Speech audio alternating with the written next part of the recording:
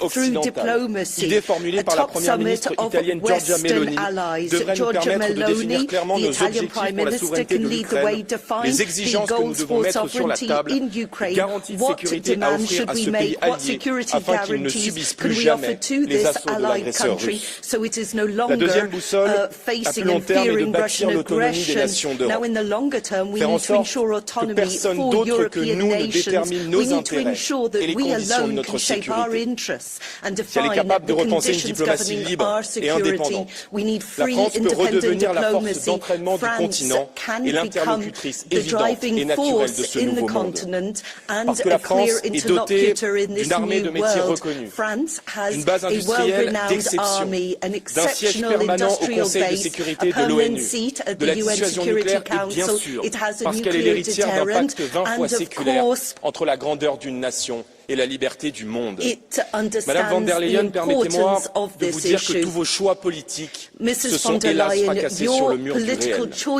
Avec le Green Deal, vous avez opté pour la décroissance, alors qu'il fallait produire sans entrave. Vous avez désavoué le nucléaire, opté pour l'inflation de normes et de taxes, encourager les achats de matériel américain plutôt que d'appliquer la préférence européenne en matière de défense.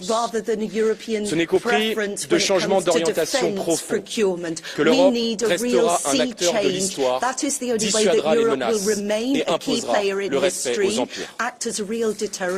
Merci, Mr. Bardella. Now I give the floor to the President of the European Council, Nicola. Mr. Procaccini, Onorevole Procaccini, can I give the floor to the President of the European Council first, because he has just arrived? Nicola, Onorevole Procaccini, posso dare la parola al Presidente del Consiglio europeo perché è appena arrivato. There is the so-called national escape clause.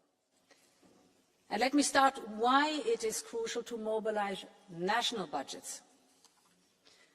Just if we look today, we spend just short of 2% on average of our GDP on defense. Every analysis today agrees that we need to move north of 3%. Now look at the entire European budget, it only reaches 1% of the GDP.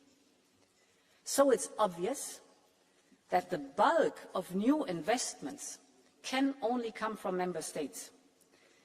And this is why we are activating the national escape clause, foreseen by our new fiscal rules. This is a new tool that was created just last year. And we propose to trigger it in a controlled, time-bound and coordinated way for all member states. This can transform our defense budgets quickly and effectively. Member states could mobilize up to 650 billion euros over the next 4 years, adding round about 1.5% of GDP to their defense budgets over 4 years. This is massive. And yet, the European Council has tasked us to explore further measures to facilitate significant defense spending at national level while ensuring debt sustainability. The second point, the European Council has agreed on our proposal for a new financial instrument. We call it SAFE, Security Action for Europe. We offer member states up to 150 billion euros in loans to invest following a few basic principles. They could focus on a few selected strategic capability domains. You're familiar with them. It's advanced air defense, drones, missiles and ammunition, strategic enablers, military mobility, cyber, artificial intelligence, just to name a few, so that we maximize the impact of our investments. These loans should finance purchases from European producers to help boost our own defense industry. The contracts should be multi-annual to give the industry the predictability they need. And finally, there should be a focus on joint procurement because we've seen how powerful this can be. Just think of the Czech initiative or the Danish initiative to provide weapons and ammunition for Ukraine. One nation that takes the lead, others join in to place larger orders. Industry then can scale up and prices went down. It was both very quick and very effective. And this is exactly what we need right now, scale and speed. And this is why we have chosen the emergency procedure under Article 122, which is designed precisely for times when, and I quote, severe difficulties arise in the supply of certain products, end of quote. In other words, the 122 allows us to raise money, to lend it to member states, for them to invest in defense, and this is the only possibility for emergency financial assistance, and that is what we need now. We will keep the Parliament constantly updated on progress. And this leads me to my third point, the cohesion funds. This is a possibility that we are offering to member states. Member states will have the possibility to redirect some of their uncommitted funds to defence-related projects. This could be infrastructure, it could be research and development. This would be voluntary, voluntary for those who want to go the extra mile.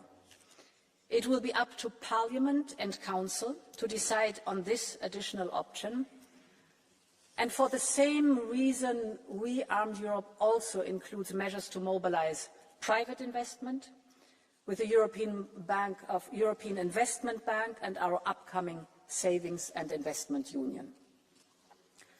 Honourable members, all of this will also have positive spillovers for our economy and our competitiveness. It will include new factories and production lines that will be necessary, creating good jobs right here in Europe. The investment boost will be felt well beyond the defence sector. We know these spillover effects to both sides, be it from steel to space, large transport companies, or the innovative AI startups. Together we have the size to deter any hostile country. We have the economic power. And now finally we also have the political will. We all wish we could live in more peaceful times, without any question. But I'm confident if we unleash our industrial power, we can restore deterrence against those who seek to harm us. It is a time to build a European Defence Union that ensures peace on our continent through unity and through strength. This is Europe's moment, and Europe will rise to it. Thank you very much, and long live Europe.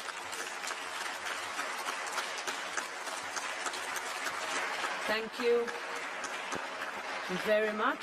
So we'll go to the speakers of the political group, starting with the President of the EPP Group, Manfred Weber.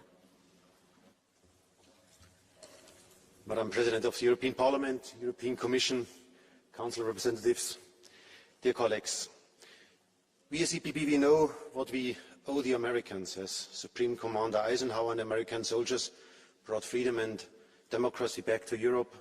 Reagan's call to the Soviet Union, tear down this wall in 1987, brought freedom and democracy also to Central and Eastern Europe. On the other hand, what happened in the White House 2 weeks ago was simply a scandal. To say Ukraine is responsible for the war is simply a lie. And even with our long history with our US friends in mind, we must call a lie a lie. No one can twist the truth. Putin doesn't want to end the war, he wants to end Ukraine, and as Europeans we will never allow this.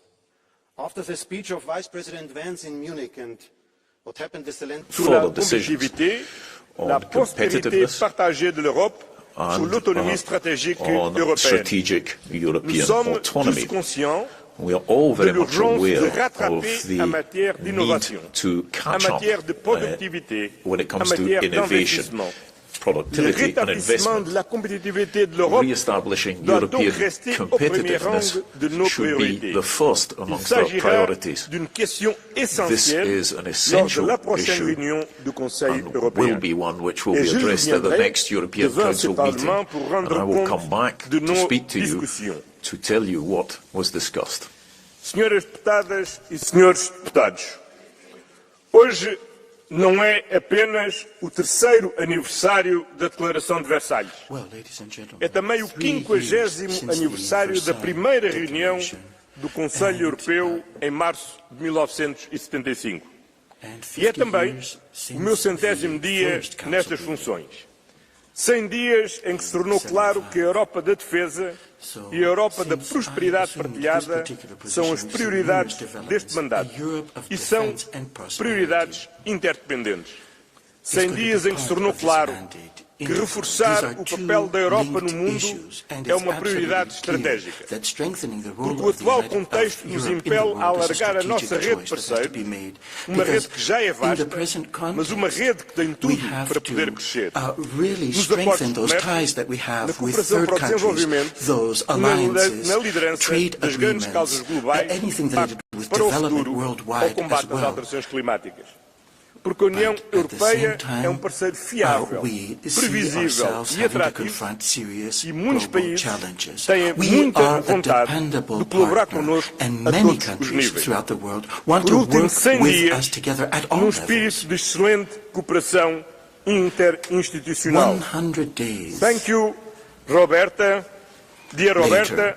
We find ourselves in a point where we have to cooperate effectively on all fronts. Thank you very much, as instituições europeias e Estados-membros têm de estar mais unidos Ursula, do que nunca the European institutions, the para member União states, Europeia. have to be Para more avançar, united than ever precisamos for ter a mais strong confiança em nós European próprios, Union. mais In order confiança to no move nosso poder forward, coletivo, we have to trust mais unidade ourselves, para have enfrentar uma confidence. nova era We geopolítica. need more unity Não há as dúvida well. de que estamos a Under obter these resultados particular mais geopolitical rapidamente, de que a União circumstances, está mais forte, pela segurança we are e pela seeing paz, pela situations prosperidade na developing very Ucrânia, quickly, but we pela will be segurança, more, we pela will be paz e stronger, pela we will be prosperidade more na robust Europa. for Muito peace, obrigado. prosperity, welfare in Ukraine Thank you and very Europe. much, Thank you very much. President Costa. So now I give the floor to the co-president of the ECR group, Nicola Procaccini. Thank you again. Thank you, President. Now I deserve an extra minute because of the discomfort you caused me. I understand. So thank you, President. The European Council represents a step in the journey back to reality, which we welcome. Yes, we would have liked greater clarity on the sources of financing for the plan, on long-term planning, and on its integration within the overall framework of the Atlantic Alliance. Considering rearm EU a retaliation against Trump and the USA is a tragic mistake, just as it would be to see it as a concession to the Trump administration. Investing in defence and security is an act of dignity for our nations and a mark of respect for our international allies. It was Obama and Biden before Trump who asked Europe not to rely solely on the sacrifices of the American working class. And what was Europe's response? The Green Deal, a massively expensive welfare system, tariffs on American cars, and some moral lessons towards those who ensured our security with their own money and even their own blood. Macron is right when he says that imagining the European Union as the only herbivorous power in a world of carnivores is pure utopia. The problem is that we don't stop breeding the carnivores. Look at the European imports of liquefied natural gas from Russia. Do you know how much France alone has increased its LNG purchases in the past year? By 81%. Money that Putin uses for the missiles with which he bombs Ukraine daily. When Trump says that the European Union has given more money to Putin than to Zelensky, he is telling the truth. I hope this hypocrisy ends once and for all. The Italian Prime Minister is right. Let's not call it rearm EU, but defend EU. Because the peace and freedom we enjoy must be defended. And defense is not only about weapons, but also about strategic infrastructure, raw materials, communication systems, and technological innovations. Meloni is right again, and not only her, when she states that the European defense detached from American allies and NATO is unthinkable. Politicians and legislatures come and go, but the West remains and must remain for a long time. We are bound by a common past and a common destiny. As the Latins say, simul stabunt, simul cadent. Thank you very much, Mr. Procaccini. And now the President of the Renew Europe Group, Valérie Hayer.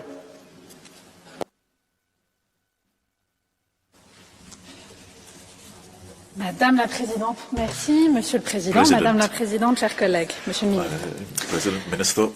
Qui aurait pu penser il y a quelques semaines que les États-Unis soutiendraient à l'ONU, avec la Chine, avec la Corée du Nord, une résolution russe contre l'Ukraine? Qui aurait pu penser que son président dirait un jour qu'il récupérerait le Groenland, territoire européen, je cite, d'une manière ou d'une autre? Ce qui est en train de se passer outre-Atlantique, ce n'est pas un simple désengagement. C'est un renversement complet d'alliance. Je ne pensais pas dire ça un jour, mais aujourd'hui, les faits sont là. Dans un monde où depuis 20 ans, la Russie et la Chine augmentent massivement leurs dépenses de défense, la Maison-Blanche, sous Donald Trump, n'est plus notre allié. Notre monde est de plus en plus hostile et nous devons en tirer deux conséquences. La première, c'est qu'on doit savoir se défendre tout seul. Alors, Madame la Présidente, oui, achetons européens, investissons européens, produisons européens. Oui, 100 fois oui à ces 800 milliards d'euros, à sortir la défense de nos règles budgétaires et même à un emprunt commun. Et oui à une préférence européenne, faute de quoi notre argent ira encore alimenter d'autres économies que la nôtre. Sans préférence européenne, pas d'autonomie stratégique. Et donc, pas de souveraineté. Mais il faut aussi dire les choses. On aura besoin de plus. Il faudra donc travailler très vite, Madame la Présidente, aux eurobonds proposés par le Parlement et par un certain nombre de gouvernements en Europe. Travailler aussi à comment on mobilise l'épargne des Européens. Et l'enjeu stratégique, évidemment, c'est l'argent, mais pas que. La coordination, elle sera clé. Il faut que nos armées, notre million de soldats européens soient capables de travailler ensemble. Il faut aussi que nous avancions sur le bénéfice européen de la dissuasion nucléaire, sans bien sûr remettre en cause la décision souveraine nationale de l'activer.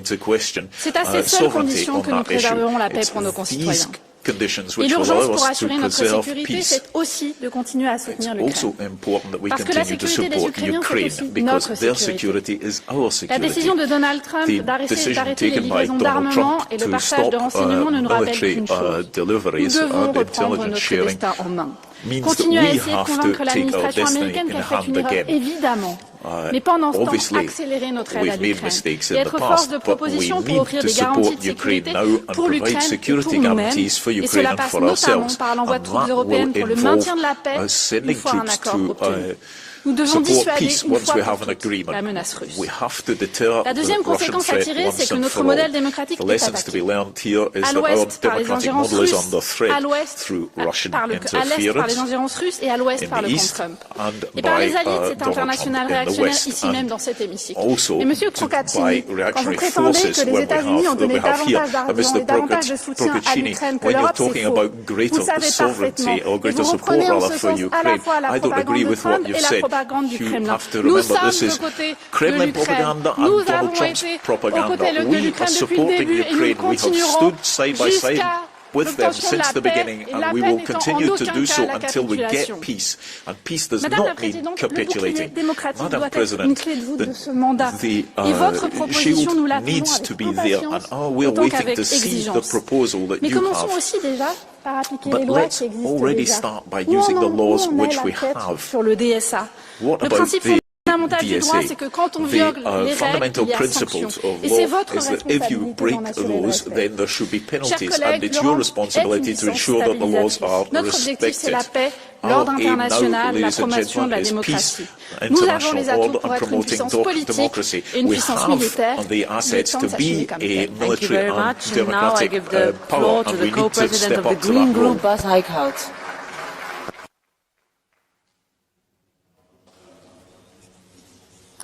Thank you, Madam President. First of all, Mr. Costa, I would like to thank you for the Council conclusions, and certainly on Ukraine, where you opted for a conclusion by 26 member states and not 27. First, there is the so-called national escape clause. And let me start why it is crucial to mobilize national budgets. Just if we look today, we spend just short of 2% on average of our GDP on defense. Every analysis today agrees that we need to move north of 3%. Now look at the entire European budget, it only reaches 1% of the GDP. So it's obvious that the bulk of new investments can only come from member states. And this is why we're activating the national escape clause, foreseen by our new fiscal rules. This is a new tool that was created just last year.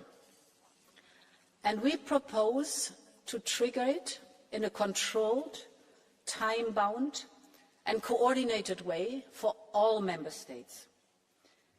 This can transform our defense budgets quickly and effectively. Member states could mobilize up to 650 billion euros over the next 4 years, adding round about 1.5% of GDP to their defense budgets over 4 years. This is massive.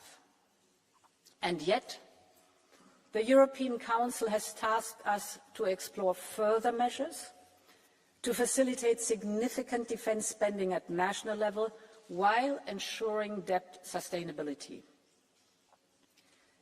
The second point. The European Council has agreed on our proposal for a new financial instrument. We call it SAFE, Security Action for Europe.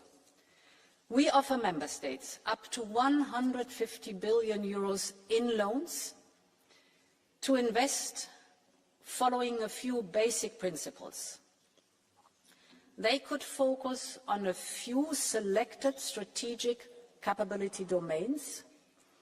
You're familiar with them. It's advanced air defense, drones, missiles and ammunition, strategic enablers, military mobility, cyber, artificial intelligence, just to name a few, so that we maximize the impact of our investments. These loans should finance purchases from European producers to help boost our own defense industry. The contracts should be multi-annual to give the industry the predictability they need. And finally, there should be a focus on joint procurement, because we've seen how powerful this can be. Just think of the Czech initiative or the Danish initiative to provide weapons and ammunition for Ukraine. One nation that takes the lead, others join in to place larger orders. Industry then can scale up and prices went down. It was both very quick and very effective. And this is exactly what we need right now, scale and speed. And this is why we have chosen the emergency procedure under Article 122, which is designed precisely for times when, and I quote, severe difficulties arise in the supply of certain products, end of quote. In other words, the 122 allows us to raise money, to lend it to member states, for them to invest in defense, and this is the only possibility for emergency financial assistance, and that is what we need now. We will keep the Parliament constantly updated on progress. And this leads me to my third point, the cohesion funds. This is a possibility that we are offering to member states. Member states will have the possibility to redirect some of their uncommitted funds to defence-related projects. This could be infrastructure, it could be research and development. This would be voluntary. Voluntary for those who want to go the extra mile. It will be up to Parliament and Council to decide on this additional option. And for the same reason, Rearmed Europe also includes measures to mobilise private investment with the European Investment Bank and our upcoming Savings and Investment Union. Honourable members, all of this will also have positive spillovers for our economy and our competitiveness. It will include new factories and production lines that will be necessary, creating good jobs right here in Europe.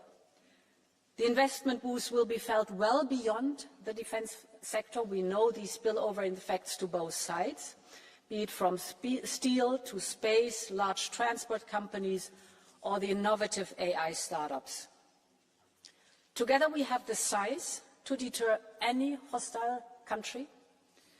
We have the economic power. And now finally we also have the political will. We all wish we could live in more peaceful times, without any question. But I'm confident if we unleash our industrial power, we can restore deterrence against those who seek to harm us. It is a time to build a European Defence Union that ensures peace on our continent through unity and through strength. This is Europe's moment, and Europe will rise to it. Thank you very much, and long live Europe.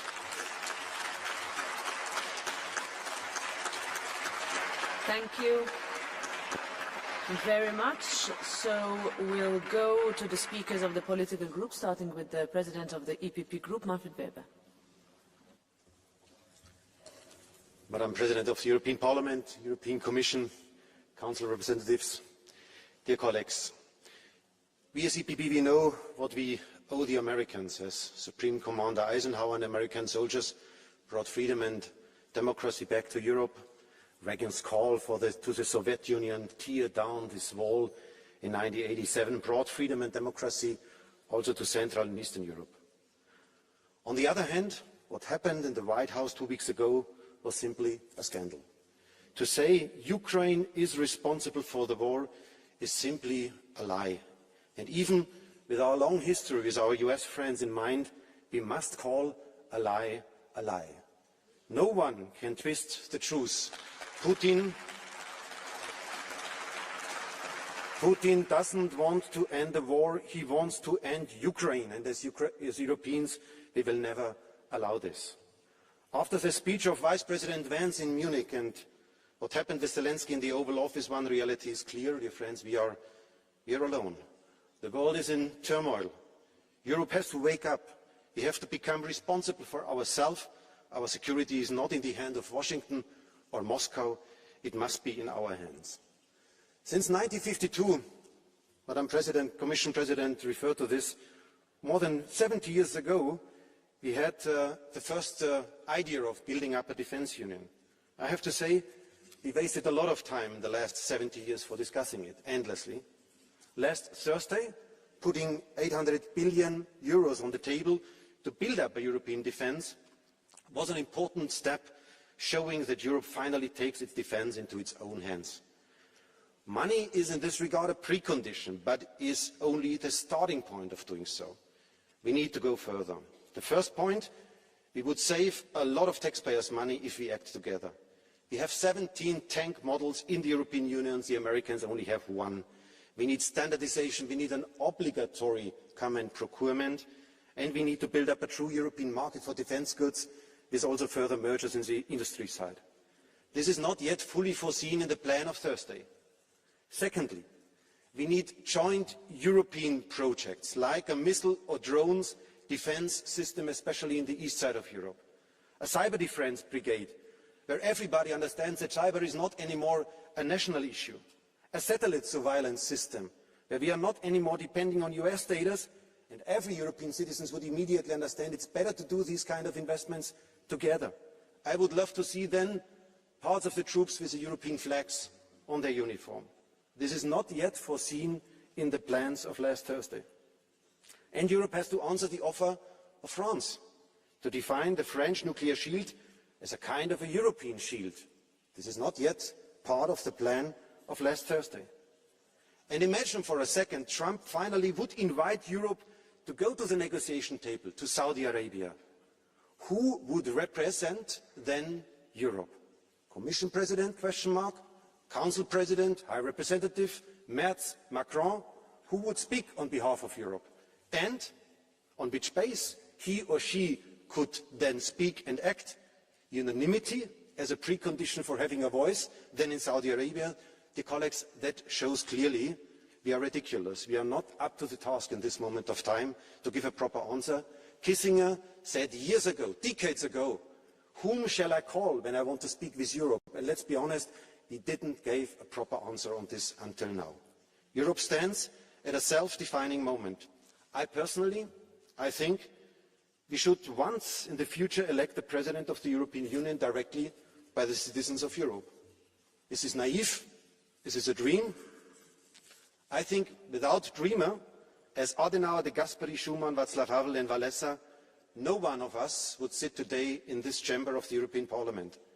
The truth is that the plan of 1952 was more ambitious on a European spirit than what is on the table today. We need dreams that create hope and the determination to implement them. This method brought 70 years of peace and then finally the reunification of the European Union. Αγαπητοί συνάδελφοι, κύριε Πρόεδρε, η αναθεώρηση της εξωτερικής πολιτικής των Ηνωμένων Πολιτειών φέρνει την Ευρώπη πρώτων ευθυνών της. Πρέπει να συνεχίσουμε να στηρίζουμε την Ουκρανία. Είναι η καλύτερη επένδυση που μπορούμε να κάνουμε για τη δική μας άμυνα. Η στρατηγική αυτονομία της Ένωσης, ιδιαίτερα στους τομείς της ασφάλειας και της άμυνας, είναι πλέον αναδύρυτη ανάγκη. Absolutely necessary. It is imperative. Rearm EU, although it sounds ambitious, doesn't make the difference. And the 800 billion are loans which in no case are to be there at the expense of the welfare state and the cohesion funds as well.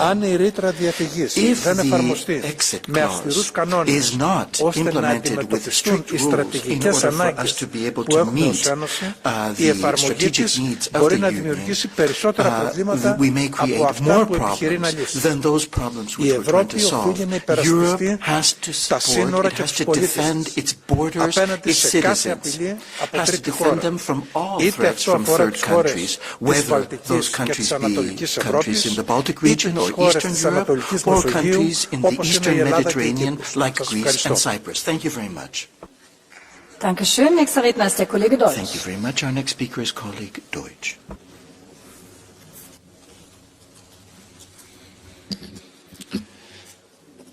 Európában az emberek békét akarnak. Amerikában az emberek békét akarnak.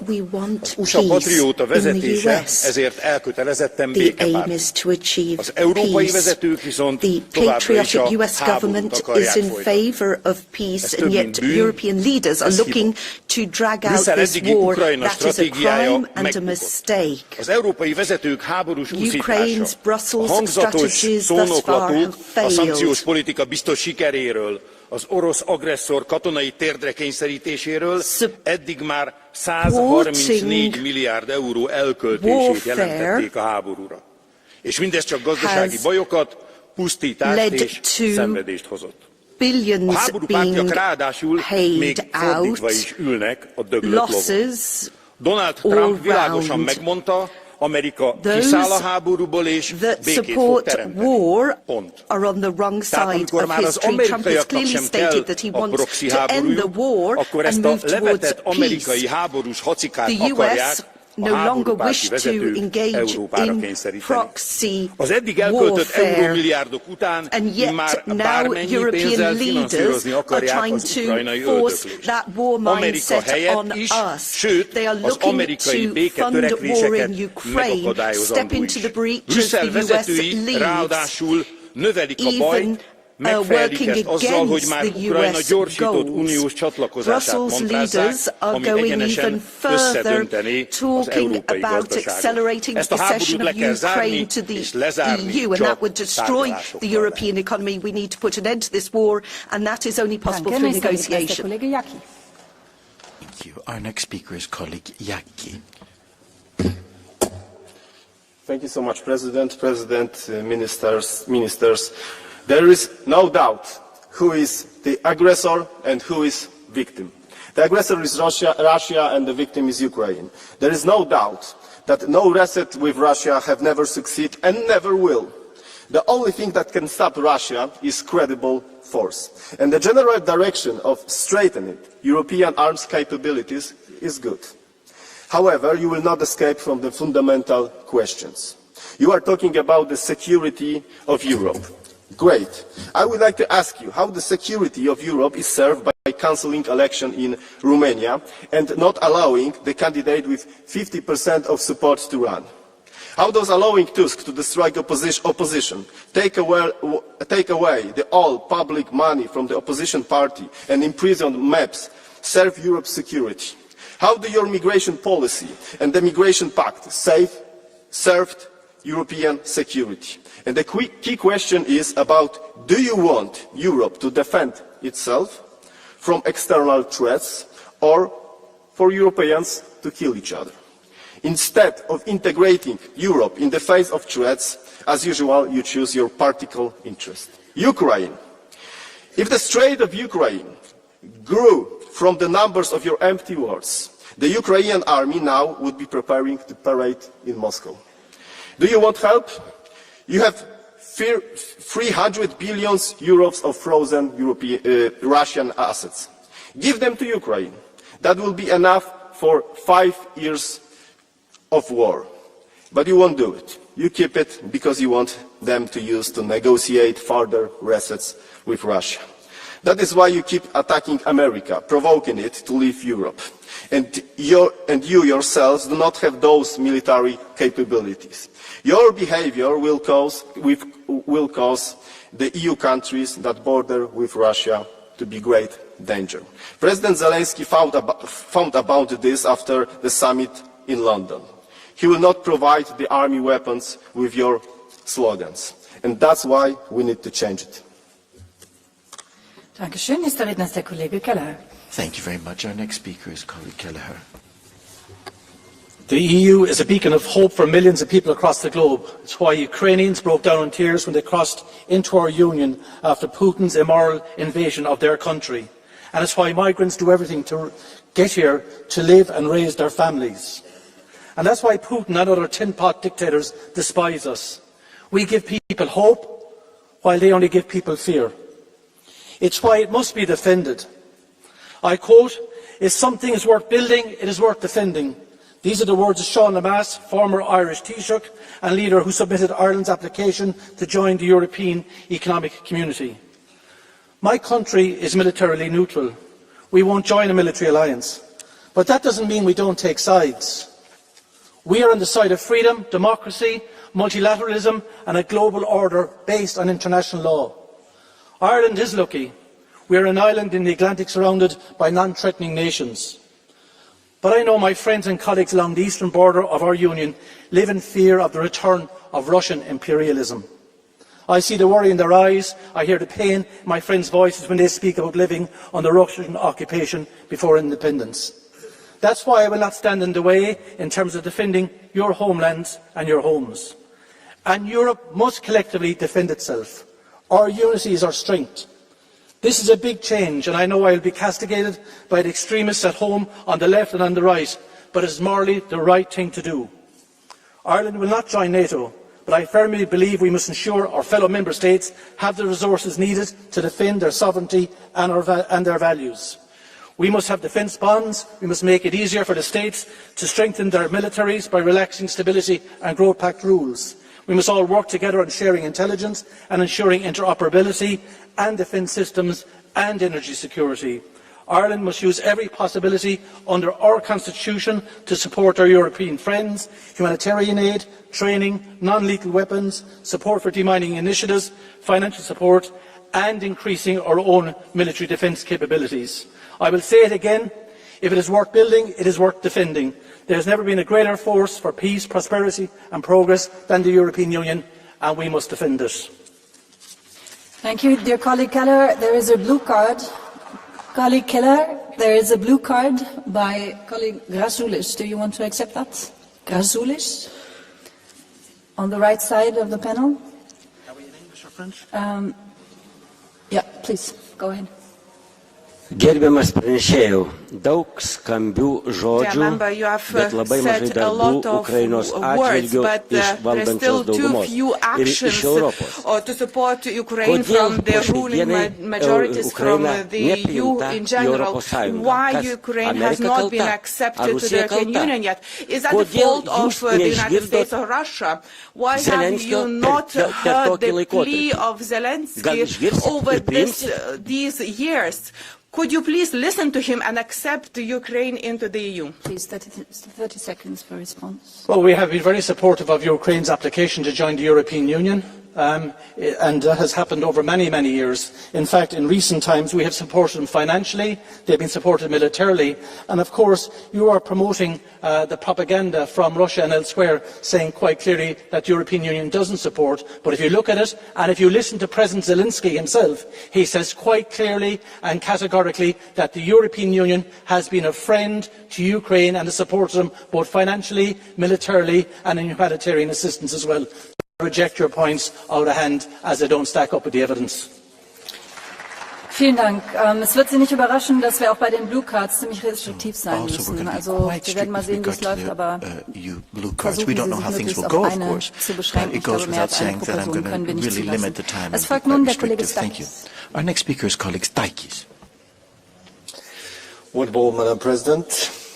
Europe is a giant in chains, wealthy, powerful, yet paralysed. And objective reality and data show that there is no need to despair. Quite an opposite. We have given Ukraine 134 billion euros. Sounds like a lot, but it's just 0.2% of our GDP. If the US step back, we can raise that to 0.4% without difficulty. The Baltics, Finland and Denmark already contributed nearly 1%. A small price for lasting security. And our economies have only become stronger as a result. And we can make Russia pay. Let's seize 200 billion of Russia frozen assets and direct them to Ukraine. Madam President, the European Commission must make a decision on this right now. Dear colleagues, the numbers don't lie. We are 450 million Europeans. Russia has just 140 million people. Our economy is 12 times larger. We have everything we need to defend ourselves and others. The only step left, removing the chains we have on ourselves. Vielen Dank. Als nächstes spricht der Kollege Zająckowska.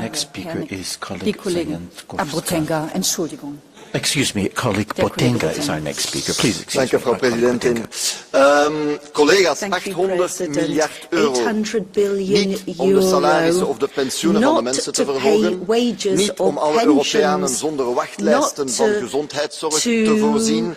Nog om in elk dorp eindelijk stipte bussen en treinen te garanderen. Nee, voor wapens. Maar laten we even vertrekken van wat cijfers. We geven nu al 2 tot 3 keer meer uit dan Rusland aan oorlog. Volgens de Duitse pers deze week hebben we daarmee 4 keer zoveel oorlogsschepen als Rusland, 3 keer zoveel gevechtstanks en 3 keer zoveel artillerie en 2 keer zoveel gevechtsvliegtuigen. Rusland kan ondertussen gelukkig nog niet eens een kwart van Oekraïne bezetten. Dus vooraleer dat de Russische tanks straks op de grote markt van Brussel komen, is er nog wel wat nodig. Nu, al degenen die hier vandaag zeggen, we hebben meer wapens nodig, meer soldaten. Wie van u, wil de vraag stellen aan mevrouw von der Leyen, gaat straks zijn zonen en kinderen naar het front sturen? Hou op met die oorlogskoorts, die onzin. We hebben meer investeringen nodig in diplomatie, we moeten meer coördineren, niet meer wapens financieren. Nun kommt aber die Kollegin Zajątkowska. Thank you. Our next speaker is colleague Zajątkowska. Thank you. Szanowni Państwo, nowy militarny eurodług będzie narzędziem nacisku na państwa i zagrożeniem dla ich suwerenności. To będzie dokładnie ten sam mechanizm jak w przypadku KPO. Jeżeli spełnimy kamienie milowe, a rząd będzie podobał się Komisji Europejskiej, to dostaniemy jakieś pieniądze. To nic innego jak polityczny szantaż. Co będziemy musieli oddać w zamian za te pieniądze? Jakie będzie oprocentowanie zaciągniętych pożyczek? Jedyne co potraficie to zaciągać pożyczki i przeżerać je na unijną machinę. Planeta już nie płonie, że chcecie stawiać fabryki i produkować broń? Zmarnowaliście lata na Zielony Ład i obudziliście się z ręką w nocniku. Chomika bym wam nie dała pod opiekę, a co dopiero armię, widząc jak obalacie demokrację w Rumunii. Potrzebujemy pokoju, a nie wojny.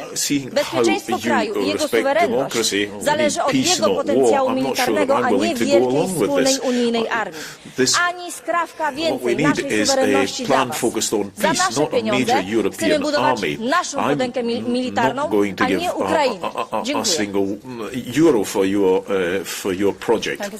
Spricht der Kollege Papadakis. Our next speaker is colleague Papadakis. Ούτε άβουλη, ούτε αδύναμη όπως ισχυρίζονται οι απολογητές της αποδείχθηκε η Ευρωπαϊκή Ένωση για να κλιμακώσει την πολεμική προετοιμασία του στον ανταγωνισμό της με Ρωσία, Κίνα και μέσω εντυνόμενων αντιθέσεων με τις ΗΠΑ. Ο κινησμός των κάμερα για τη μοιρασιά της Λίας των σπάνιων γεών και των ενεργειακών δρόμων μεταφοράς της Ουκρανίας γονιοτοποίησε τα προσχήματα και των δύο πλευρών.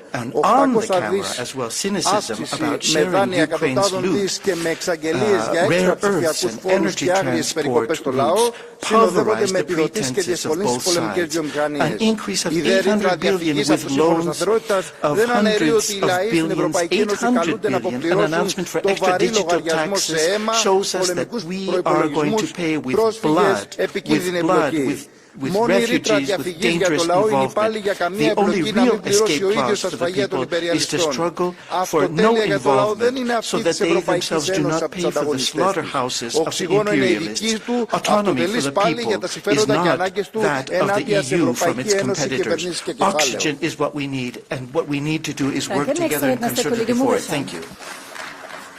Speaker is Thank you very much, President of the European Council, dear colleagues. Unfortunately, our long-standing partner, the United States of America, is disengaging from Europe. It is disengaging in terms of security and defense, it is disengaging in terms of trade and economy, and it is disengaging in terms of defending democracy, rule of law, and human rights. We do not want this to happen. We regret this. We will never turn our backs on the United States of America, but we need to recognize the new reality where the United States administration has other priorities. When Russia is challenging us from the east and the current Trump administration is questioning the defense of Europe from the west, the conclusion for us, Europe, is simple. We have to defend ourselves. What matters most now is what we are going to do ourselves at European level, and I believe we have to do two things.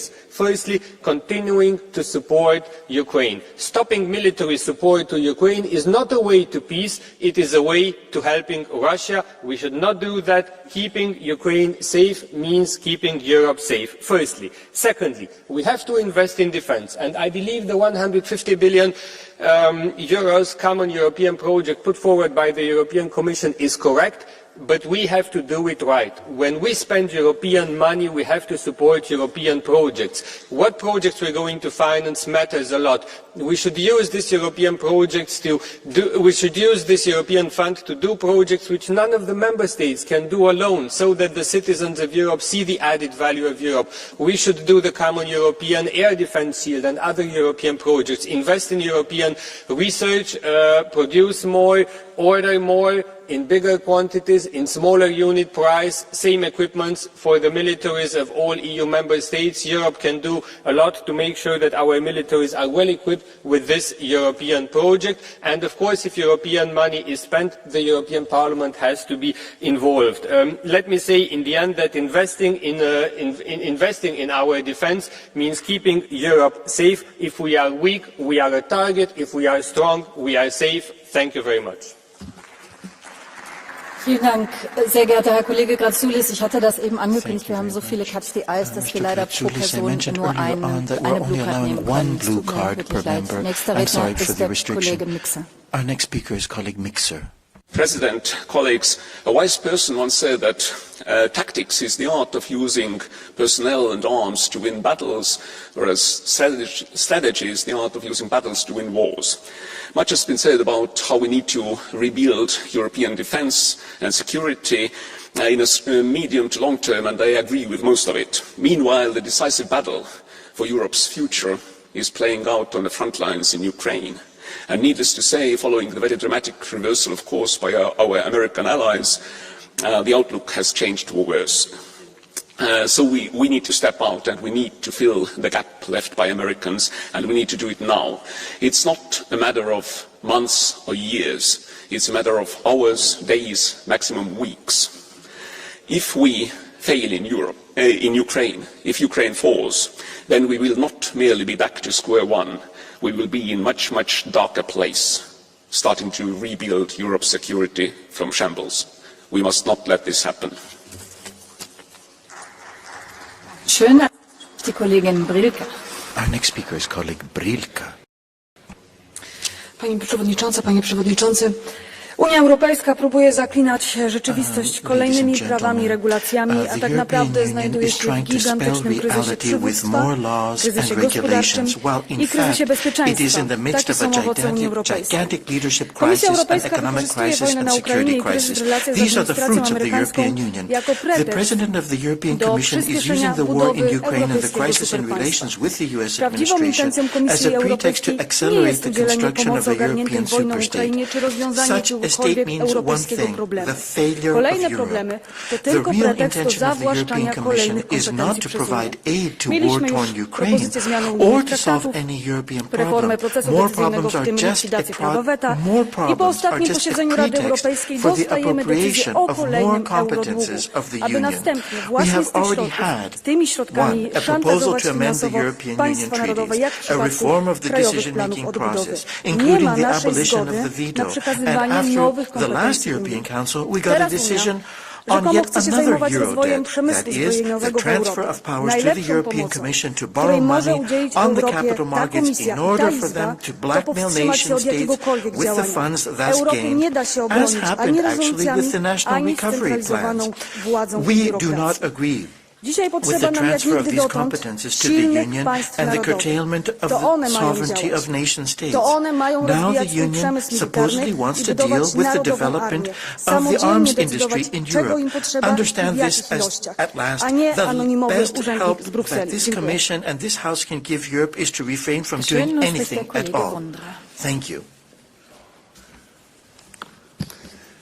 The European security is under the immense strain. Panic and reactionary statements, especially on the social media, only make matters worse. We must stay clearly-eyed and strategically focused. European nations must recognise reality. The burden of defence now rests mostly on our own shoulders. We see clear the sign of this shift. The governments are waking up. I'm keeping my finger crossed for Chancellor-elect Merz to find the financial resources for much-needed security enforcement. We must act swiftly. Our defence industries need a framework that enables them to deliver, both through cooperation and national initiatives. That means cutting bureaucracy, simplifying the processes, providing real financial access, and bring energy prices down. We cannot have both an over-ambitious green transition and fully capable military. Resources are finite. Europe must decide what it values most. Thank you very much. Dear colleague Razoulis, I might explain it again. If I keep giving you blue cards now, with every speaker that comes, I cannot give them to other people, and there will be a point where I have to say no blue cards at all anymore. This is why I decided to give every member the opportunity to raise a blue card, but only once, because otherwise we cannot finish in time. We are limited in the end. If you are not, if you do not agree, then please file a complaint to the President. Thank you. Now it's colleague Gerbrandi. Thank you, Madam President, Commissioners, Minister. Yes, we can. Nous pouvons, wir schaffen das. After every major geopolitical shock in our young history, we have responded with the courage to share our sovereignties. After 1945, we stopped the cycle of European civil war by merging our resources and our political destinies. And after 1989, we healed a divided nation, created a single citizenship, and proceeded to reunite the continent with parts that were caught behind the Iron Curtain. And now, in 2025, Europeans are asking us to respond to the shock unfolding before our eyes, the rupture of the transatlantic alliance in the face of war on our continent. I believe we know what to do and how to do it. We can support Ukraine in its defense against Russian aggression. To replace the US, the EU would thus have to spend only another 0.12% of its GDP. We can build up a European defense industry, worthy of the world's envy. We already have the technology. Now it's just a matter of investment and long-term contracts. We can yolt our economy into unprecedented growth and build up the euro as an alternative to the dollar as a global reserve currency. It's a matter of breaking down jealously guarded national barriers, investing massively in our universities, issuing common European debt, and opening up trade with all those countries looking for new leadership in the West. And finally, we can build a European army in order to achieve lasting peace. We need a European defence force to secure and defend our continent, enabled by commonly procured European capabilities and led by a European commander. The only thing standing in our way is a giant Orban-shaped elephant in the room, but that too we can fix. We in the Parliament can provide ideas and political pressure. After that, Mr. Costa and Mrs. von der Leyen, the fate of Europe is in your capable hands. And remember, yes, we can. Dear colleague Gerbrandi, there is a blue card by colleague Zonka. Do you accept that? Just a minute. Yes. Thank you so much. I will speak in Polish. Okay. Chciałem pana dopytać, ponieważ bardzo uważnie słuchałem pana wypowiedzi, co pan miał na uwadze, mówiąc, że więzi transatlantyckie zostały zerwane. Kto zerwał te więzi, kto zrywa ewentualnie, kto jest winny zerwaniu tych więzi transatlantyckich? I druga rzecz, gdy już zbieramy te pieniądze, załóżmy, że one będą, czy pan dopuszcza taką sytuację, że będziemy z tych pieniędzy kupować najnowsze technologie zbrojeniowe w Stanach Zjednoczonych? That we're going to buy the best tech from the US or not? Well, for me it's absolutely clear that Europe not at all wants to tear down the transatlantic alliance. It seems to be a unilaterally decision now from the US to at least make it much weaker than it is. If Article 5 is under pressure and it's not a total guarantee, then NATO is not as strong as it should be. It's a deterrence. It's not an aggressive force. And yes, we have to rebuild our European defense industry. That's absolutely clear. We have to be able to build up our own military and not buying it somewhere else. Dankeschön. Nächste Rednerin ist die Kollegin Riba-Ichiner. Thank you very much, colleague Gracias, Riba-Ichiner. Presidenta. La Unión Europea gasta un 1,9% de su PIB en defensa, casi el famoso 2%. ¿Y qué significa esto? Voy a poner dos ejemplos para que se entienda mejor. En primer lugar, la Unión Europea gasta 3 veces más en defensa que Rusia. Y el segundo, la Unión Europea y el Reino Unido gastan en conjunto más que potencias globales como China. De hecho, si Europa fuera un Estado, sería la segunda potencia global en términos de gasto militar. Señoras y señores, el problema no es cuánto se gasta, sino cómo se gasta. El dilema es que tenemos 27 sistemas defensivos diferentes, sin una coordinación efectiva. Somos ineficientes y esto no lo resolveremos con una lluvia de millones en los presupuestos nacionales. Aunque esta lluvia de millones tal vez sí calme a Donald Trump y a la industria armamentística americana. Representantes de la Comisión, analicen cómo podemos ser más eficientes, coordinen desde la Unión Europea la estrategia y la inversión y hablemos sin tabús de cómo financiar este esfuerzo, por ejemplo, con impuestos europeos propios, impuestos a los más ricos y a los que más contaminan, porque de lo contrario sabemos que será la ciudadanía quien va a pagar esta factura. Y esta es una línea roja.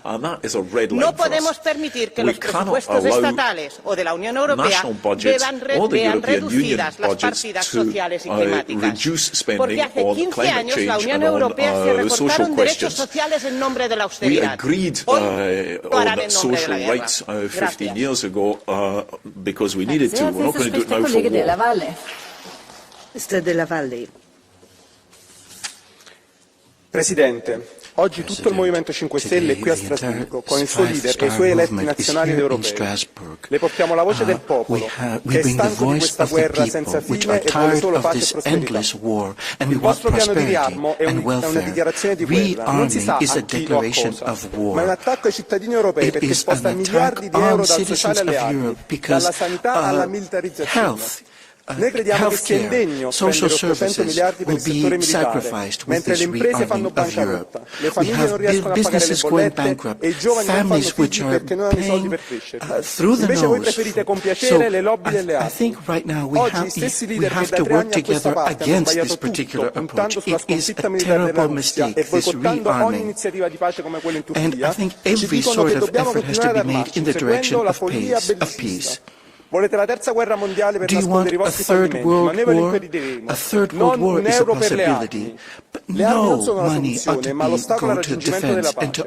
L'Europa senza pace è morta. Per questo voglio lasciare la bandiera europea fucita con quella della pace, per non dimenticarlo mai. L'avrei lasciata alla Presidente von der Leyen, ma ancora una volta ha snobbato il dibattito parlamentare e questo luogo che chiude la Commissione rappresenta la democrazia. The future of peace in Europe. Peace is what we want. Come on. Okay, no blue card then. I might recall that this is, you know, it's probably against the rules. This is a parliament. It comes from parlare. Yes, I know, it's the European flag and we love it all. So, next speaker, colleague Urik. Pani Leyenová, vy chcete nakupovať zbranie za 800 miliárd eur. Neskrývajte sa, prosím vás, tam zákulisí a radšej nám ukážte, ako ste nakupovali vakcíny, pretože ja som presvedčený, že pod vašou taktovkou bude nákup zbraní len ďalším obrovským megapodvodom na Európanov. A takisto by ma zaujímalo, že kto by mal s tými všetkými nakúpenými zbraniami ísť bojovať, pretože pre Európanov to bude znamenať len ďalšiu militarizáciu, ďalšie zadlžovanie, ďalšiu konsolidáciu a ďalšie zdražovanie. Mrzí ma, že jediný, kto sa na samite postavil proti tomuto vojnovému plánu Leyenovej, bol opäť iba maďarský premiér Viktor Orbán, že všetci ostatní, Macron, Scholz,